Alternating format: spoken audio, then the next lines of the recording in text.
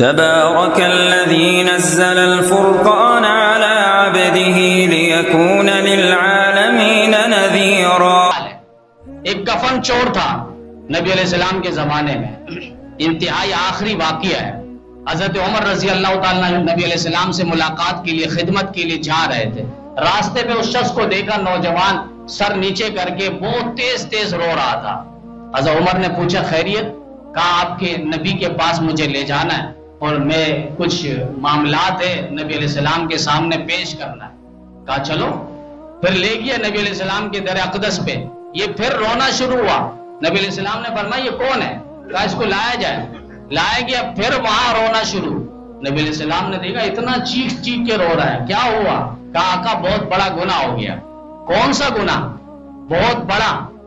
اتنا بڑا؟ اللہ کے عرش سے بھی بڑا؟ کہا بہت بڑا گناہ ہو گیا۔ اللہ کی کرسی سے بھی بڑا؟ کہا اس سے بھی بڑا گناہ ہو گیا۔ شرک کیا ہے تم نے، کسی کو قتل کیا ہے؟ کہ آقا نہیں، اس سے بھی بڑا گناہ ہوا ہے۔ نبی علیہ السلام نے پوچھ لیا کیا ہوا؟ کہا میں کئی سال سے کفن چور ہوں، کفن چوریاں کرتا ہوں۔ رات کے وقت میں قبرستان جاتا ہوں اور کفن چوری کر کے اپنی ضروریات پوری کرتا ہوں۔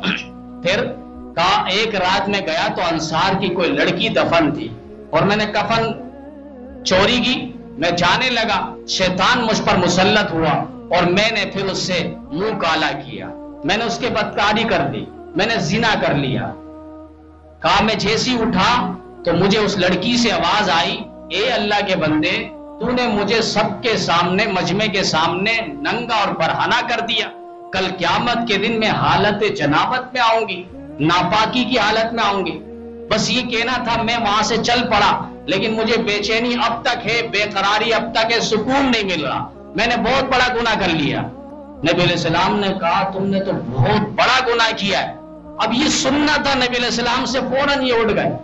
ایسا نہ ہو نبی علیہ السلام کو ایسی بات کر دے اس کے لیے تباہی اور بربادی ہو جائے۔ انہوں نے کہا کہ میں فوراً نکل پڑا اور میں پہاڑوں میں چلا گیا، وہاں روتا رہا، 40 دن تک میں نمازیں پڑھتا رہا، عبادات کرتا رہا، اتنا رویا، بالآخر اللہ کا عرش ہلا، جبریل کو بھیجا، جاؤ میرے محبوب پیغمبر کے پاس جا کے یہ سوالات کرو۔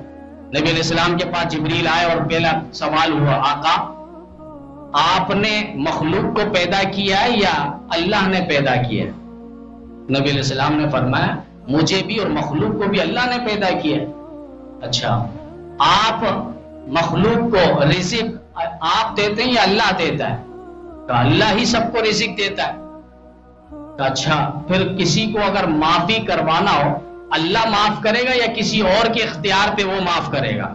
کہ اللہ ہی معاف کرے گا۔ کہ پھر اس کو آپ بلائیں جو پہاڑوں پہ جا چکا ہے، اس کو اللہ تعالیٰ نے خوشخبری سنا دی، آپ بتلا دیں اس کو بلا کے کہ اس کی مغفرت ہو گئی، معافی ہو گئی۔ اس کا رونا دھونا اللہ تعالیٰ کو بہت پسند آیا۔ نبی علیہ السلام نے فوراً ایک صحابی کو بھیجا اور اس شخص کو وہاں سے بلوایا اور ان کو کہا کہ آپ کو خوشخبری ہو، اللہ تعالیٰ نے آپ کی فریاد اور رونا سن لیا ہے اور اللہ تعالیٰ نے آپ کی مغفرت کر دی ہے۔ ایسی مغفرت ہو، ایسا فرمائے کہ گڑ گڑانا اور توبہ ہو۔ آج ہمارے پاس زبان ہے، پھر یہ زبان ہوگی لیکن بولنے کی طاقت نہیں ہوگی۔ آج ہمارے پاس یہ ہاتھ ہے لیکن ایک وقت ایسا آئے گا یہ ہاتھ ہوں گے لیکن اٹھنے کے قابل نہیں ہوں گے۔ نزع کے عالم میں، موت کے عالم میں، موت کے قریب میں فرمائیں کہ دماغ ہوگا لیکن اس کے اندر سوچ نہیں ہوگی، آنکھیں ہوگی، دیکھنے کی بصارت اور طاقت اور ہمت اور سکت اس کے اندر نہیں۔